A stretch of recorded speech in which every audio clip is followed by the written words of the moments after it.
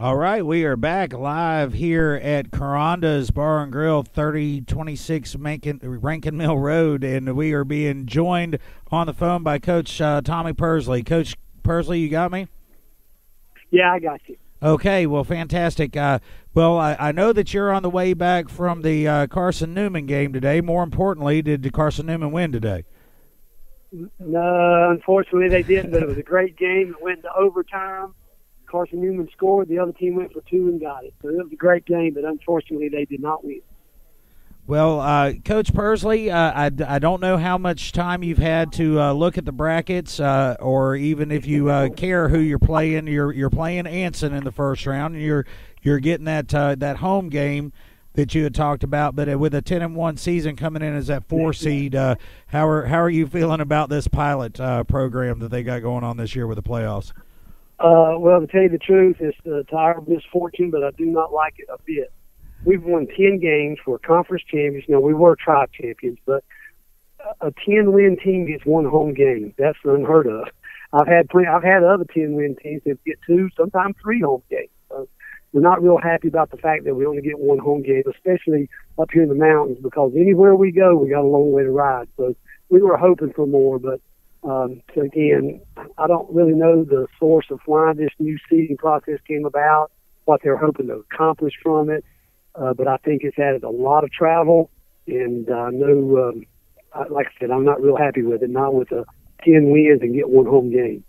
Yeah, because the way it would work out in the old system, you guys would have they would have seeded all the conference champions first, and then the 2 seed would be the second place would be seeded next, and then the 3rd seed or the third place team would be seeded next, and then there would be 14 at large after that was done. That's true, but the big problem, as I see it, is they used to seed 16 teams. Now they seed 8. They seed 8 in the West, 8 in the Midwest, 8 in the East, and 8 in the Mid-East. They used to be, we're number 4. We would be playing number 13, I believe, a 13. If you win that game, then you'd be playing the winner of a 5 and 11, so you get another home game. So that's the problem to me, is not the fact that they no longer see second placers, third placers. The problem with me is they only see 8 teams now instead of 16. Well, we're being joined live on the phone with Coach Tommy Pursley. And Coach Pursley, I have 2 individuals sitting next to me that look like they're dying to say a word to you or two. I got Coach Avolio and Coach Suggs here with me. You guys fire away, and I'll take a back seat. Well, Coach Pursley, first of all, congratulations. But I got to ask, is Lisa driving? And are you grading film right now? Brian, I've got enough sense that I pulled over on the side of the road. I know how it works. I mean, it's like old times. Yeah. And yeah, I'm driving, but I pulled over because there was a tunnel about a mile or 2 ahead, and I didn't want to be going through the tunnel when I lost the guy. How y'all doing? You doing okay? Doing well. You going to make Lisa pay the toll again? No, but here's what I got for you. You cannot ask me any questions that do not relate to Andy Griffin. Oh, come on. You know I'm done on that one.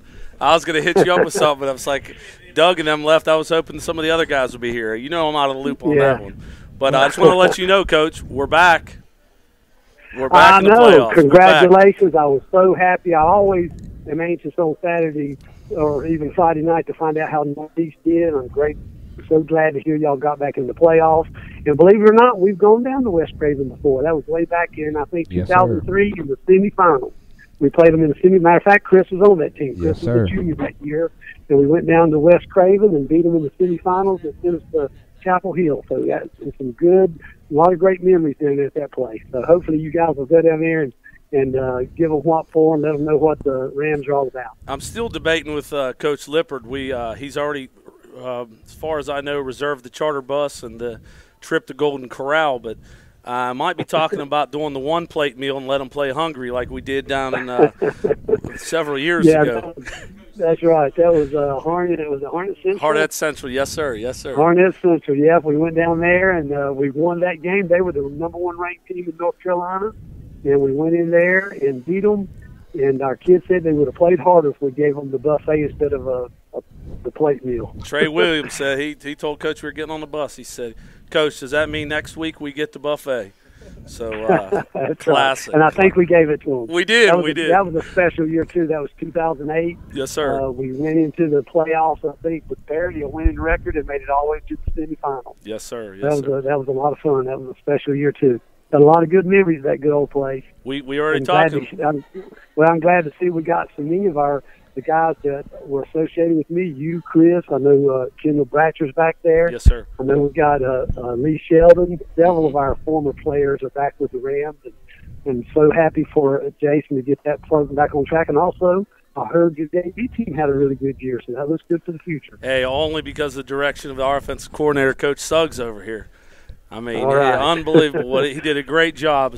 He and I got into it a couple times on the sidelines, but, it's all for the love of the game, and he did a really good job. Chris, if y'all can talk Coach Lippert into quit throwing the ball so much, I can show you how to run this triple and really get that offense going. Oh, Sometimes, Coach, don't beg for anything crazy. Don't worry, Coach. We got a couple things up our sleeve, so you may be surprised what you see. Okay, sounds good.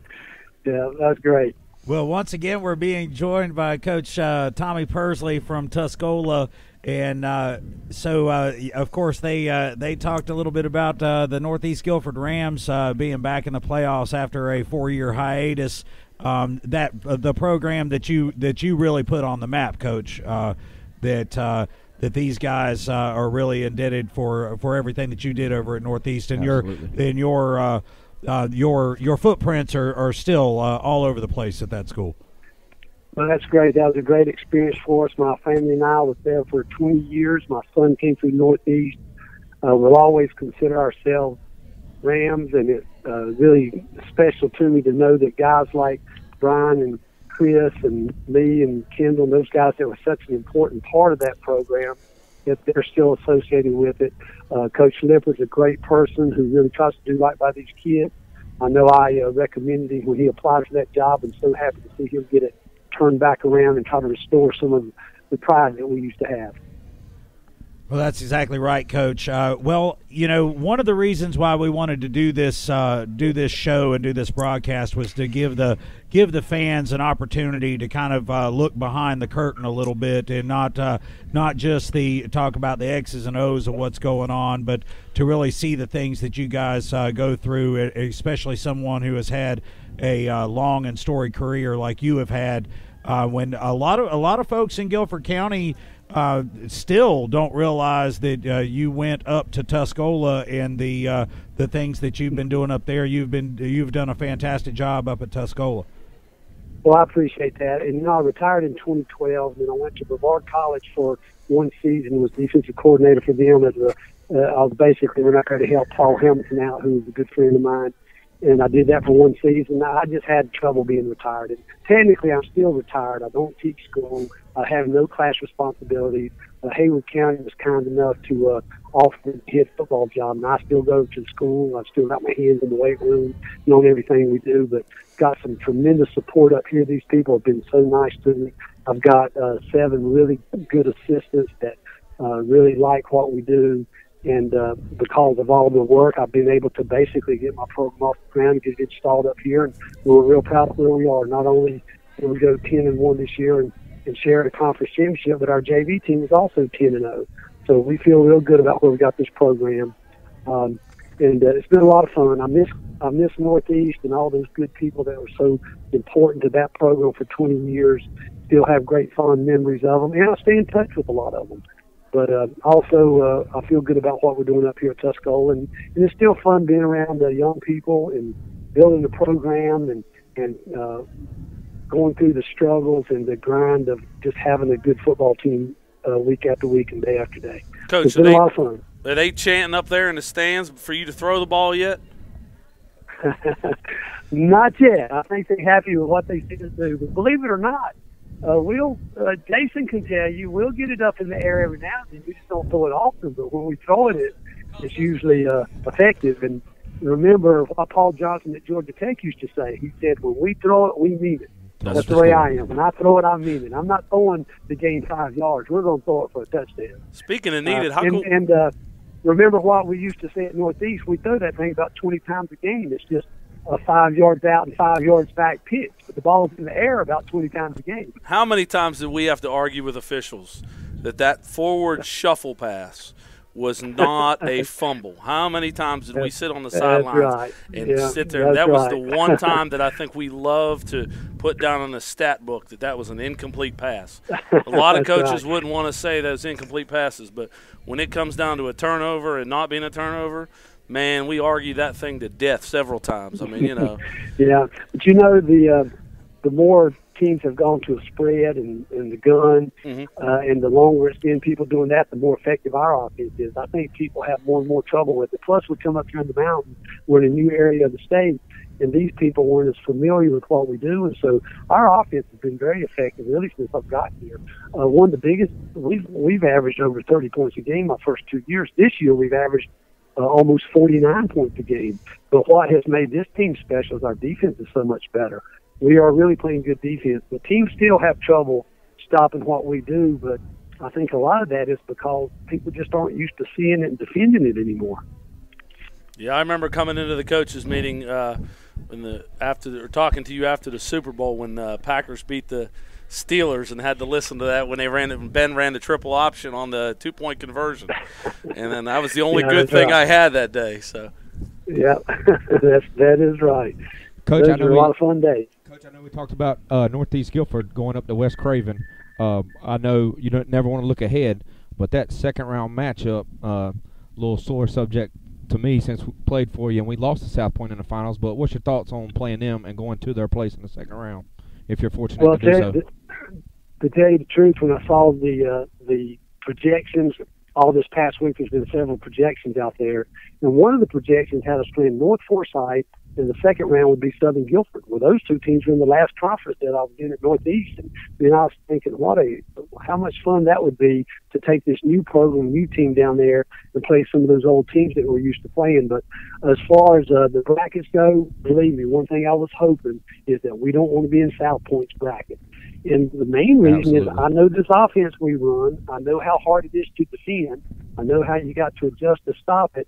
And South Point runs pretty much the exact same offense we do, and they do a great job with it. So my main concern was I don't want to have to come up with a game plan to try to stop what South Point does. But anyway, our concentration right now is to be Nankin County. We don't want to count any chickens before they hatch. We want to just look at what we got to do.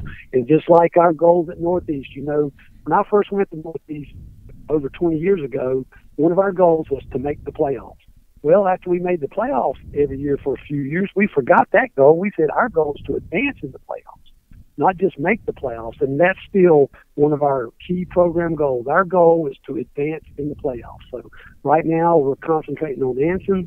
We want to try to get a win there. It'll be at our home field. I think they told me it'd be the first playoff game that's been played at Tuscola in, I think, 7 years. So it's going to be good for our fans. So right now we're just concentrating on Anson. If we're fortunate enough to beat them, then we'll worry about South Point and their offense. But South Point will have to worry about us and our offense also. Absolutely. That would be a fun reunion. Mickey Lineberger, who's the head coach at South Point, he was the offensive coordinator back in 2003 when we played him in the state championship. But Mickey does a great job. He's still the the head coach there at South Point. As a matter of fact, I think he is also retired now. He's retired, but he's still the head football coach. I believe that's correct. But the head coach back then was John Devine, who was also the defensive coordinator. Well, John's not there anymore, but Mickey Lineberger's still there. So it'll be fun to hook up and play, old friends and coaches. Absolutely, Coach. I know I'll be rooting for you in the first round, and definitely if you get down there to South Point, go put a beating on them boys. Yeah, we appreciate that, but we're always pulling for Northeast. Got to always pull for those guys and all you guys. We appreciate everything you've done for us, Coach. That's Absolutely. why we're here today. Absolutely. Well, thank you very much, and like I said, I always pull for Northeast and always will. Anything I can ever do to help y'all or your program, I'm more than happy to do it. Well, once again, we've been joined by Coach Tommy Pursley from Tuscola. That even sounds weird to say. Coach, thank you for coming on, and thank you for sharing all your thoughts and your memories and everything. And we appreciate everything that you've done for us down here. So. Well, it's good talking to you, and I appreciate that. And I believe me, it took me a good 2 years up here before I would get our kids in the huddle around me, and I'd say, okay, now we got to take it to them, Rams. And I'd have to catch myself and say, oh, I mean Mountaineers. But finally, after 3 years, I think I've gotten past that. But in my mind, I'm always Rams. And now it's fun also being a Mountaineer.